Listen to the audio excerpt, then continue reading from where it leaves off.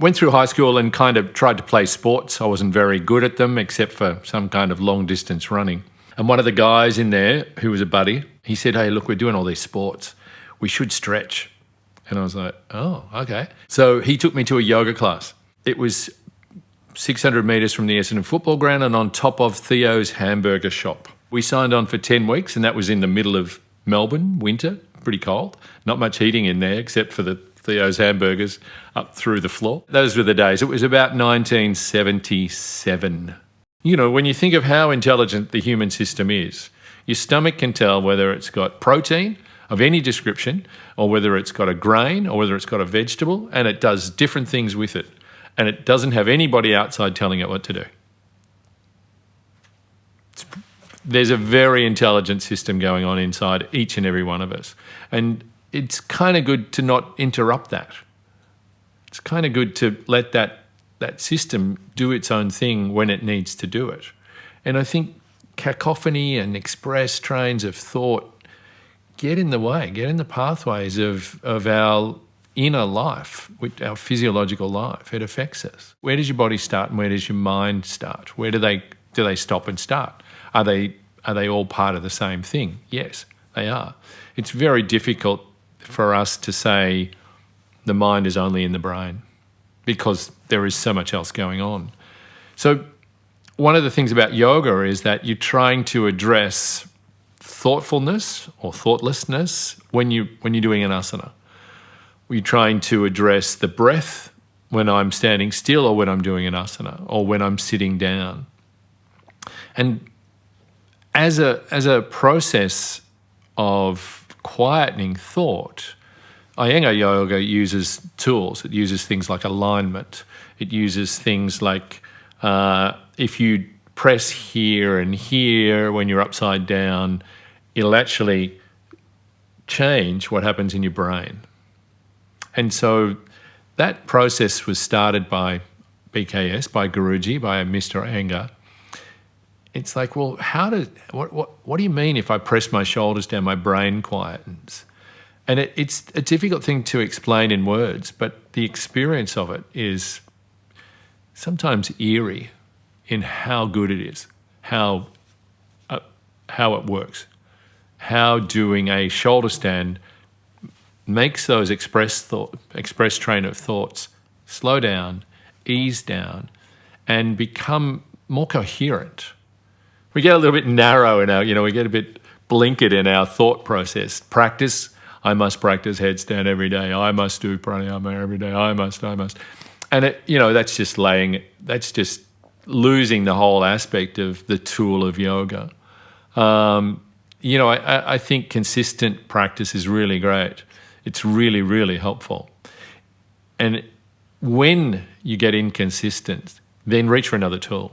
What I would have done once upon a time is basically get on the mat and practice and try and, trick on asana my way out of it. Sometimes, as a practice, what I'll try and do is actually just put on some shoes, walk down to the creek and walk along the creek and try and quieten my mind. Now then, if that works, I'm going to go back and practice. And I'm going to do some pranayama or I'm going to do maybe a restorative. I'm going to do something after I get that quietness. Sometimes I think I need to just be in nature.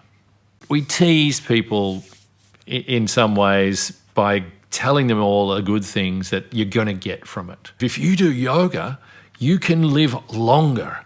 There's no guarantee of anything. If I just aim for the fruit, I'm going to miss the tree. I'm going to miss the branches. I'm going to miss the flowers. I'm going to miss so much. One of the things about our past yoga teachers is they say, don't go for the fruit of what you're doing. Go for the enjoyment of the doing. Enjoy doing it, and you will get more fruit. Attaching and grasping is not going to help me get a clear mind. It's not going to help those thoughts to slow down. Pranayama is, again, basically another tool to stop the maelstrom of life going so fast inside your head, whether it's thinking about others, thinking about yourself, grasping at things that attract you. So pranayama is considered to be a layering of, or working on a layer that's beneath the physical and beneath the thinking process, beneath our everyday life. And it is starting to gain some traction in scientific research that people who breathe differently actually have a different nervous system and have a different approach to being kind. That it's not I have to be kind to this person. They just cut me off in traffic and I can't give them the finger, because I've got to be kind.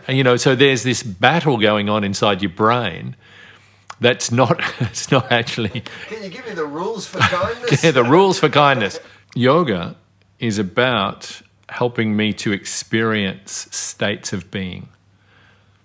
And when I experience a state of being, that may differ to what I have believed or what I have faith in, or the philosophy says so-and-so. But my state of experience when I do meditation, when I do practice, is different to that. So one of the main keys is in yoga is that we work with our experience. Some of the older terminologies were that you cleanse the lens of what you're looking at and looking and seeing. When we slow down thought and sometimes catch the thought or sometimes just let that thought go, we don't even have to get into the thought. We can just watch it go past and say, well, I didn't know I had that thought. I didn't know I had that. And if I catch it again on the next day and the next day and the next day, it's like that thought is repeating itself. It must be a belief. Maybe as an Iyengar person, I'm not going to go off and practice Ashtanga yoga, or I'm not going to go and sit and do chanting for a long period of time, but I actually enjoy hanging out with those people, talking amongst ourselves can be much more enlightening and joyful when I'm talking to someone who's not doing the same thing as me, when I'm talking to someone whose regular practice is to chant, whose regular practice is darshan, whose regular practice is jumping around on the mat, and I look at them and think, yeah, that's pretty good, but I'm not going to do that. And so some of that confluence is just sitting down with people and saying, well, how's your practice going? And whether it's the detail that they're talking about or the feeling of it that they're talking about, I think is fun. Ego and desire get some pretty bad, it kind of almost swear words in yoga, Desire, I have a desire. And, it's been like, well, you got to not have desires. You got to not have them. And you're not allowed to have an ego. And you're like, well, practice and detachment are the key pillars of yoga. And it's not about detaching from your ego, from your desire. It's about not being attached to them. I don't have to be detached from them, but as long as I'm not attached to it. If I'm attached, I'm glued. Yeah. And if I'm glued to any one thing, it can create difficulties.